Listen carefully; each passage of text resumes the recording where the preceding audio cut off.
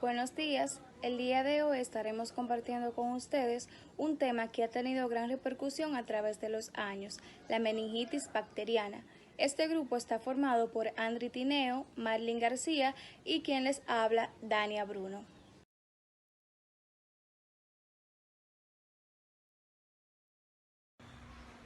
De manera general, las meninges están compuestas de tejido conjuntivo, van a cubrir el encéfalo y la médula espinal y junta con el líquido cefalorraquídeo va a proteger el sistema nervioso central. Tiene tres membranas, la externa, que es la dura madre, la intermedia, que es la aracnoide, y la más interna, que es la pía madre y la que tiene estrecha relación con el encéfalo. La meningitis bacteriana es un proceso inflamatorio agudo del sistema nervioso central. Esta es causada por microorganismos que afectan las meninges. Esta inflamación supurativa, de manera más específica, está localizada en el espacio subaracnoideo.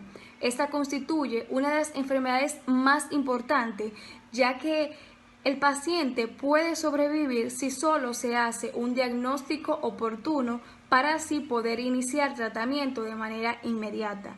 También se debe recordar diferenciar la meningitis de la encefalitis, que esta es una afección más generalizada porque afecta el encéfalo, o cuando ambas coexisten, que se conoce como meningoencefalitis.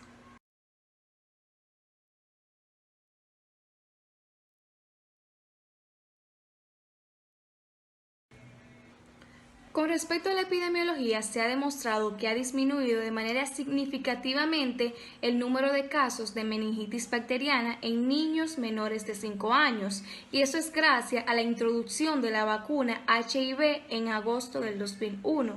Según registros, en el año 1999 hubieron 434 casos. Ya en el año 2001, en la introducción de la vacuna, redujo un 54% y se registraron 198 casos. En el 2002 solo hubieron 20 casos y a medida que han pasado los años, estos han disminuido.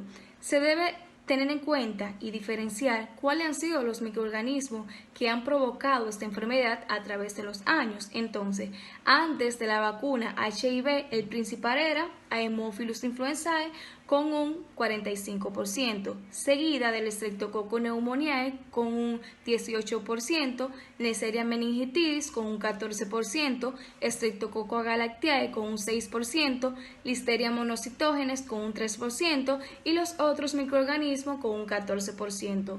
Después del 2001, después de la vacuna HIV, el principal microorganismo causante de meningitis bacteriana pendiente es el Streptococcus pneumoniae con un 47%, seguido de Neisseria meningitidis con un 25%, Streptococcus agalactiae con un 12%, Listeria monocytogenes con un 8% y por último la Haemophilus influenzae con un 7%. Ya los otros microorganismos tienen un porcentaje de un 1%.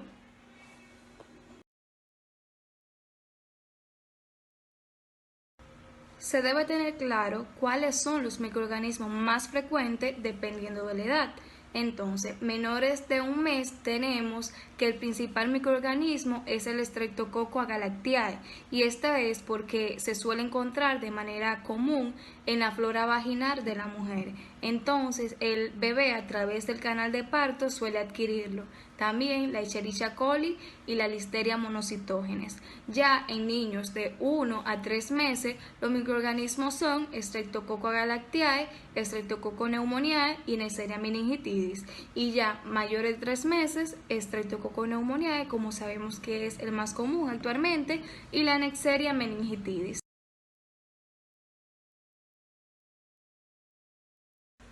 En la fisiopatología de la meningitis bacteriana, en primer lugar, las bacterias van a colonizar la nasofaringe, se van a unir a las células epiteliales de la misma. Luego van a ser transportadas a través de las células epiteliales por vacuolas de paredes membranosas o van a invadir separando las conexiones intracelulares que existen. Ya cuando se encuentre en el torrente sanguíneo, van a eludir, o mejor dicho, van a evitar a los neutrófilos y a las células de complemento. Y eso es gracias a que están envueltas en una cápsula de polisacáridos. Van a viajar entonces por todo el torrente sanguíneo, o sea, va a haber una bacteremia, hasta llegar al plexo coroideo, que es el productor del líquido cefalorraquídeo.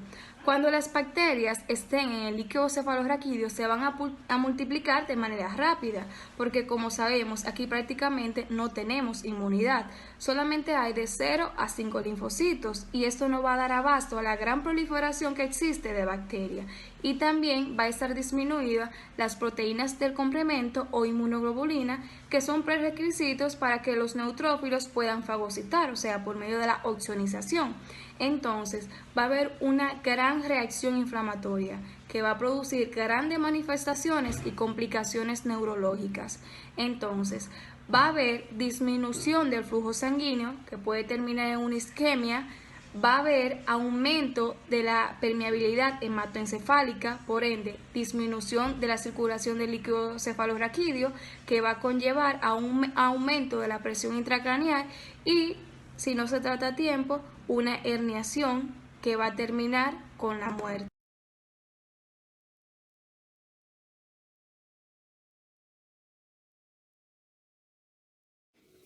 Buenas, mi nombre es Marly Manuela García Rodríguez y les continuaré hablando sobre las manifestaciones clínicas de la meningitis bacteriana.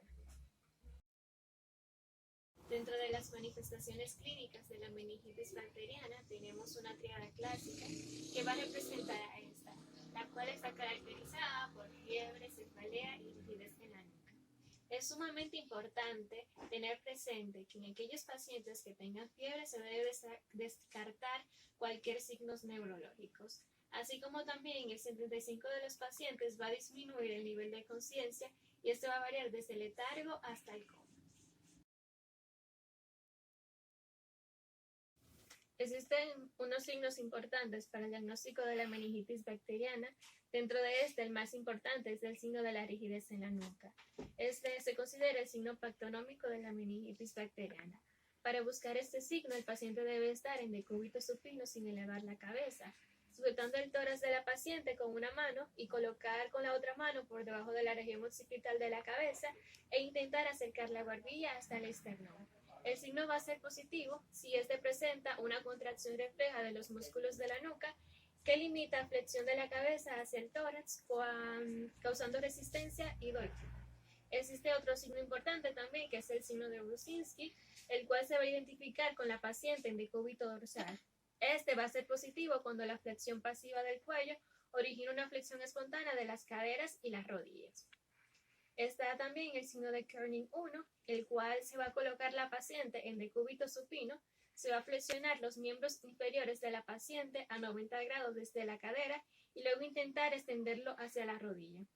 El signo va a ser positivo si la contracción refleja de los músculos imposibilita la extensión de la rodilla causando resistencia y dolor. Tenemos también el signo de Kerning 2, el cual sería lo mismo que el del Kerning 1, pero con una sola extremidad inferior. El signo va a ser positivo si este se recoge con la otra extremidad al momento de la misma.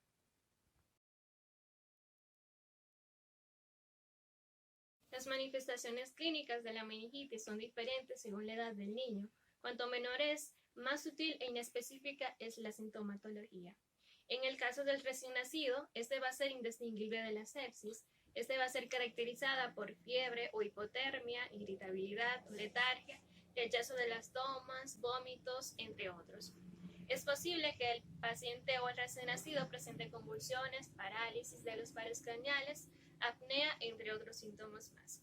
Ya en el caso de los lactantes menores de 1 año de edad, este va a cursar con fiebre, vómitos, rechazos de las tomas, decaimiento, irritabilidad, quejido, alteraciones de la conciencia y convulsiones. En ocasiones puede presentarse rigidez de la nuca y el signo de Kerning. A partir de los 8 o los 10 meses se pueden presentar ya de manera específica los signos de Kerning y los signos de Brusinski explicado anteriormente. Ya en el caso de los que son mayores de 1 año, la forma clínica clásica va a ser caracterizada por fiebre elevada que va a tener un mal cese, al tratamiento con los antipiréticos, cefalea, vómitos, convulsiones, rigidez de la nuca y los signos de irritación meningia, dígase el signo de Kerning y el signo de Brudzinski. Ante esto, la sintomatología descrita ya anteriormente se puede caracterizar en síndromes. Entre ellos van a ser 4, el síndrome infeccioso, el síndrome encefálico y el síndrome meningio y el síndrome de hipertensión endocranial. En el síndrome infeccioso, este va a ser caracterizado por la presencia de fiebre. En el síndrome encefálico ya se van a reconocer alteraciones del estado de alerta, somnolencia, delirio, coma, crisis convulsivas, irritabilidad, entre otros. Ya en el síndrome meningio van a ser los signos característicos, el signo de rigidez en la nuca, el de Brudzinski y el de Kerning. Y ya por último, el síndrome de hipertensión endocranial, que se va a reflejar ya sea en los vómitos, cefalea, edema papilar, fontanela bombada, separación de las suturas, y estas dos últimas son más comunes en neonatos y lactantes. Ya en las complicaciones que se pueden originar debido a una meningitis, esas se van a dividir en 4 etapas o fases. La primera, que sería la fase inmediata, que sería en las primeras 72 horas. La segunda, la fase inmediata, que es de las 72 horas hasta los 7 días. La fase intermedia, que es de los 7 días hasta los 14 días. Y la fase tardía, que es a partir de los 14 días.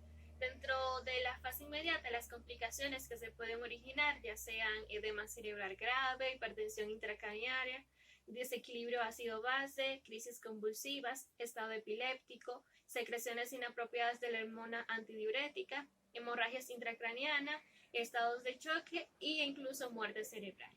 Ya en la fase inmediata, que dígase desde las 72 horas hasta los 7 días, se van a originar empiema subdural, hidrocefalia obstructiva, hipoacusia, absceso sudural, disminución de la agudeza visual, neumonía y absceso cerebral. Ya en la fase intermedia, dígase desde los 7 hasta los 14 días, se pueden originar absceso cerebral, atrofia cerebral y crisis convulsivas. Y por último, en la fase tardía o secuelas post-infección, estas se van a originar ya sean crisis convulsivas, daño neurológico profundo, cuadripepsia, hemiparesia, ceguera y hipoacusia profunda bilateral. De las complicaciones más serias están el síndrome de Waterhouse-Friderichsen, o también denominado danza de la muerte.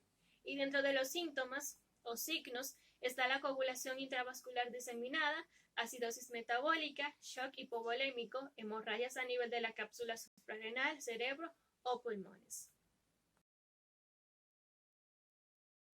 Ya la profilaxis está indicada en contacto de pacientes con infección por Neisseria meningitidis a base de ceftazidima o rifampicina, así como la prevención de las infecciones por Haemophilus influenzae tipo B y Streptococcus pneumoniae a través de la vacunación. Es sumamente importante evitar los gérmenes, por lo que tanto los niños como los adultos se deben lavar las manos con frecuencia y a fondo, sobre todo antes de comer y después de ir al baño. Y también si trabaja con niños, como en el caso de las guarderías, jardines infantiles, etc. La manera más efectiva para proteger contra ciertos tipos de meningitis bacteriana es completar el esquema de vacunación recomendada. Ya en las vacunas ordinarias pueden servir de mucho para prevenir la meningitis. Las vacunas contra la infección por bacteria, ya sea, dígase, Haemophilus influenzae tipo B, el sarampión, la papera, la poliomielitis y el neumococo, pueden proteger contra las formas de meningitis causadas por estos gérmenes. Muy buenos días, mi nombre es Andri Tineo y yo les continuaré hablando sobre el diagnóstico de la meningitis. El diagnóstico de la meningitis se va a hacer mediante la presencia de infecciones piógenas en el líquido cefaloraquídeo, pero para esto, se debe estudiar mediante la punción lumbar para poder identificar el agente etiológico y las posibles susceptibilidades que tenga a cierto tipo de antibiótico. La punción lumbar no es más que un procedimiento que consiste en la inserción de una aguja en la columna vertebral para la extracción de una muestra de líquido cefaloraquídeo que rodea al cerebro y a la médula espinal. No existe ningún tipo de contraindicación absoluta en cuanto a la punción lumbar, pero debemos tener ciertas precauciones en pacientes que tienen un aumento de la presión intracraneal, que tienen coagulopatía o que tienen cualquier tipo de absceso epidural. Algunos de los hallazgos más característicos en el estudio del líquido cefalorraquídeo es la pleocitosis de predominio neutrofílico.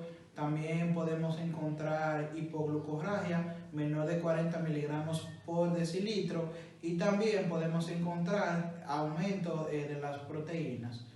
Otros hallazgos característicos es la presencia de sangre en dicho líquido. En cuanto al tratamiento, una vez que el paciente se dirija al centro hospitalario y tenga sospecha de meningitis, el personal de salud lo va a ingresar inmediatamente y lo va a dirigir a la unidad de cuidados intensivos. Se deben tomar las respectivas muestras, como es el estudio del líquido cefalorraquídeo, para poder decidir cuál va a ser su tratamiento o cuál va a ser su antibiótico-terapia. Pero en caso de que el estudio del líquido de cefalorraquídeo se retrase, se debe empezar empíricamente el tratamiento, puesto que muchos estudios han avalado una mayor incidencia de mortalidad y una mayor incidencia de secuelas neurológicas si se retrasa el tratamiento. Por ejemplo, si yo sospecho por las características clínicas del paciente que puede ser una meningitis, ya sea por Streptococcus pneumoniae, ya sea por Haemophilus influenzae o ya sea por Neisseria meningitidis, debo empezar el tratamiento con ceftriaxona, 2 gramos cada 12 horas. En caso de que yo sospeche de que sea una meningitis por listeriosis, debo comenzar el tratamiento con ampicilina, 2 gramos cada 4 horas. Aquí podemos observar una tabla de las diferentes antibiótico-terapias utilizadas en los pacientes con meningitis, de acuerdo a la edad y el patógeno que la produce. Por ejemplo, menor de 3 meses yo voy a utilizar ampicilina más ceftriaxona o cefotaxima. De 3 meses a 18 años, ceftriaxona o cefotaxime. De 18 a 50 años, ceftriaxona o cefotaxima. Y mayores de 50 años, ampicilina más ceftriaxona o cefotaxima. En cuanto al pronóstico, las consecuencias a largo plazo en esos pacientes puede ser hidrocefalia, puede ser epilepsia, puede ser sordera o déficit neurológico o déficit cognitivo. Estas consecuencias se dan mayormente en los pacientes que se les ha retrasado el tratamiento por un extenso tiempo. Muchas gracias por su atención. Cualquier duda, pregunta o aporte pueden hacerla.